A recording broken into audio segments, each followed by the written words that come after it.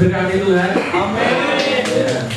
Jadi karena tadi Om J sudah menyentuh mimbar kayu, tak cerita dikit ini mau ada orangnya. Ini lebih komplit ceritanya. Jadi ceritanya mimbar ini ada bapak sederhana yang bikin. Ya. Lalu bapak ini ngasihkan ke sebuah gereja.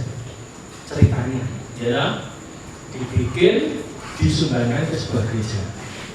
Lalu di sebuah gereja itu dipakai. Lalu suatu ketika pendeta ini ketemu saya.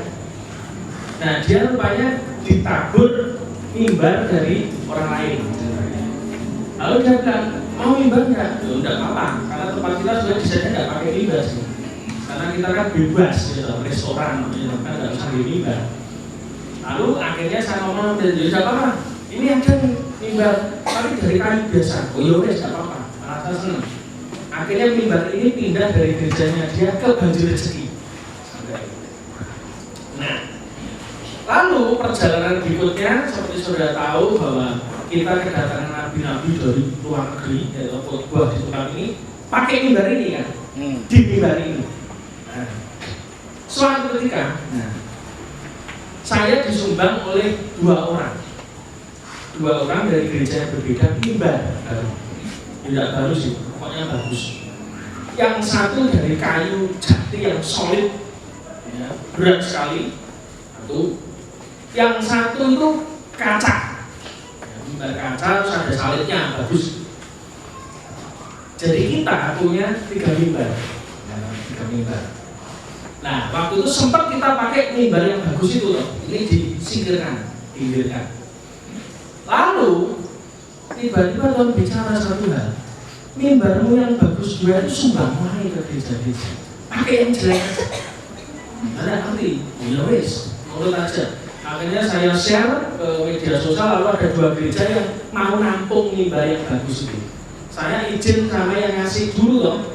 Ini boleh nggak tak tabur ke gereja? Oh boleh, nggak apa-apa, terserah. Karena kita sudah kasih ke Banjir Rezeki, ya terserah mau diapain. Akhirnya yang satu kita kirim, yang satu juga kita kirim. Sampai hari ini kita pakai mimbar yang sama yang jelek, kata orang. Nah, suatu ketika Tuhan itu bicara satu hal. Kenapa kok harus pakai mimbar? Mimbar ini gambaran orang-orang yang ada di Banjir Rezeki. Orang yang dari gereja terlempar, itu gak dianggap, terus biasa lah, ya itu Anda ngerti gambarannya sendiri lah. Intinya orang yang sederhana yang tidak ditolak, ya, sampai akhirnya mimbar ini mampir ke Banjir Rezeki. Kenapa? Kalah pamor dengan mimbar yang lebih bagus, ya. Buktinya apa? Mimbar yang lebih bagus dipakai sama gereja itu, yang ini dikasihkan ke Banjir Rezeki, ya, gitu. Tapi kalau kita kebalik, yang bagus kasihkan orang, yang jelek tidak di sini. Nah, Tuhan bicara satu hal. Berapa banyak nabi-nabi Tuhan, orang-orang yang di panggung besar, termasuk hari Om J, khotbah pakai mimbar yang jelek ini.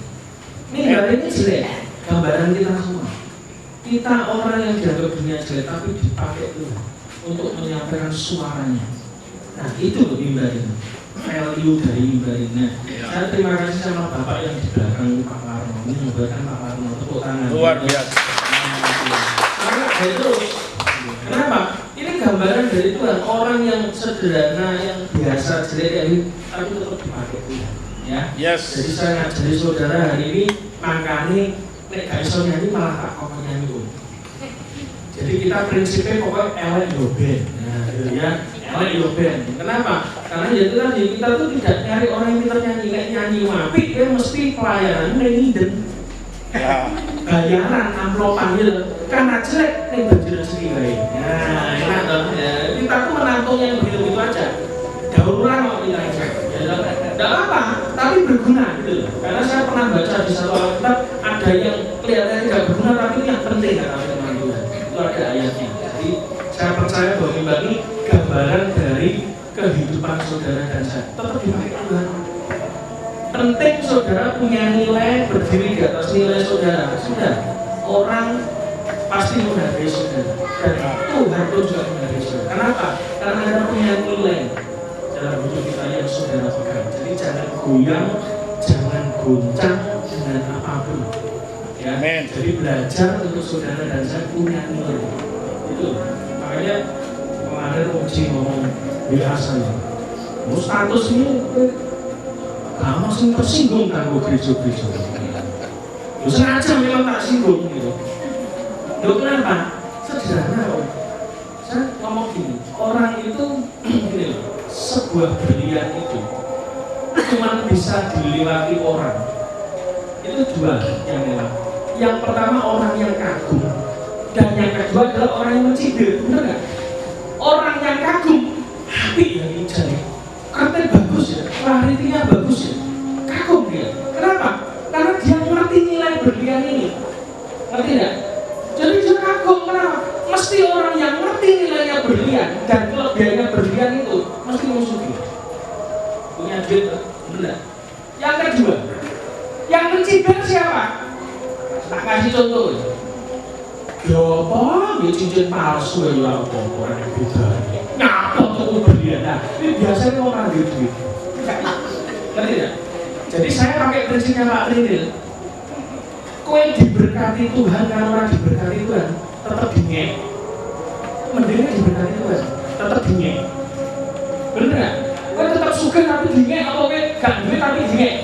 Gak suka dingin, ngomong dingin, bener nggak? Terus sama nilai itu kamu pegang apa tidak? Gitu. Nah kemarin saya ketemu dengan orang di daerah Lames sana. Saya baru ngerti orangnya, dan dia baru ngerti saya. Dia curiga sama saya. Apa kamu tuh yang pelayanan dulu di PPDI Lames kan? Yang namanya Pak Musa? Iya. Ternyata dia cerita satu hal yang intinya adalah saya dengar tentang Pak Musa, orang yang prinsipnya tuh ya. Jadi akhirnya angkos kalau hal yang nggak bener. Karena apa? Merekku memang itu, brandku terkenal karena itu, dan orang menghargai itu. Yang mencibir ya orang di duit semuanya. Tapi orang yang dia ngerti nilai, dia menghargai. Itu yang pertama. Yang kedua, Bapak sekalian, saya tadi di WA oleh seseorang. Kalau sudah ngerti, saya biasanya Selasa kan mesti pakai ada baju cek kode terus, kadang yo hanya. Tapi terus terang saya ini orang yang orang seneng nyandar. Ya, kadang pambune kuwi, batike kuwi, kembange kuwi, godhonge kuwi ya. Tapi akhir-akhir sampai halu. Akhir-akhir ini kan berubah. Ya, kemarin dulu pakai baju yang baru ya, tapi kan berubah. Tak kasih tahu ya. Itu sama, itu orang yang mengagumi berlian, mesti mau duit. Kenapa? Dia yang belikan saya baju ngirim. Jadi dia pesen online, orang ini pesen online. Harinya kan mesti acak kalau jadi pesen online. Dia cuma tanya ukuran baju berapa? Sekian. Dia bayar, dia kirim sekian ratus ribu. Barangnya datang. Tapi terakhir saya pikir ya bener juga ya. Dia tuh WA saya, orang yang nyumbang baju ini. Kok aneh ya? Mesti tekonnya bener sosok. Bener tak eling-eling 4-5 kali dia belikan saya baju baru, batik baru. Itu datangnya mesti pas Selasa. Ayo, makanya saudara nek Selasa jadi budi. Ya. Kenapa? Lu siapa tahu ada ngirim. Ya, kita nggak tahu. Itu terjadi. Tak benar iya cik, iya bener ya. Kan pesan kan nggak pernah hari tertentu, nggak pernah. Lalu itu ngirimnya dari toko-toko yang beda-beda dan hari yang berbeda. Tapi tekonnya itu tetap Selasa. Nah, saya ini pengiriman Jakarta atau Surabaya kan jelas beda, betul nggak? Tapi nyampe mesti pas Selasa ya kan bisa tekonnya. Ini loh tak apa-apanya. Bukti cantolannya kurang. Gak tak cocok berkitaannya. Tapi itu berkat Tuhan. Saya ngomong sama Uji, berkatku itu tidak dari gaji dan penghasilan, tapi dari janji Tuhan. Jadi barang kekean gitu. Nah, betul nggak? Terus saya bukannya apa-apa, enggak. Saya ngajari saudara gini.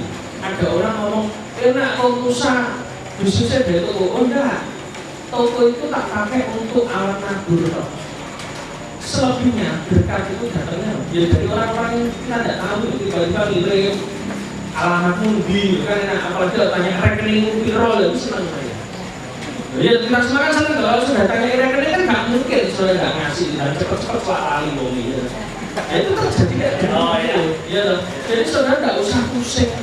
Duit itu bukan masalah, tapi yang masalah itu apa? Ambil duit.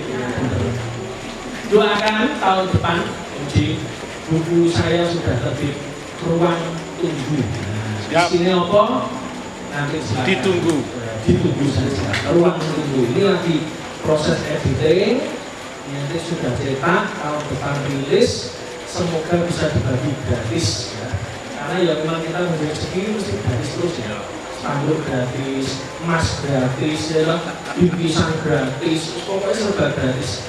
Tapi saya percaya itu prinsipnya memang tadi Om Jin ngomong itu betul satu ngomongnya bajut, bukan bajut, tergol nabur. Amin. Yang nabur nggak pernah nggak betul. Jadi itu ya prinsipnya ya. Jadi itu aja pengumumannya. Besok kita kabar-kabar akan besok satu orang ya, dan juga kita akan bagi-bagi ke desa-desa kalau memungkinkan waktunya semoga nggak hujan besok. Seperti biasa tetap bagi terus jangan lupa nanti Natalan tanggalnya yang di Bogor yang lainnya uji lagi ya. Nanti kali ini sulap harus ada sulapnya karena saya kenal beliau ini pintar sulap ya, jadi nanti ada sulap terus macam-macam sumbernya. Tapi ya itu tadi lotnya ya 70% yang tetap teman muslim semua ya. Jadi kita ini Pancasila dari Indonesia benar-benar di ini ya. Semua orang boleh datang ya. Karena Natal untuk semua, bukan untuk orang Kristen ya. Oke, itu aja. Ada omongan Pak Lukas? Mana? Sudah tidak ada ya. Oke, habis ini kita makan-makan. Oh sudah siap ya. Sudah ada. Sak garing dari telurnya. Oke, mari kita beri sambutan Bu Deni karena yang khotbah dosen tahun lalu ini muridnya tahun lalu. Oh iya. Alumni.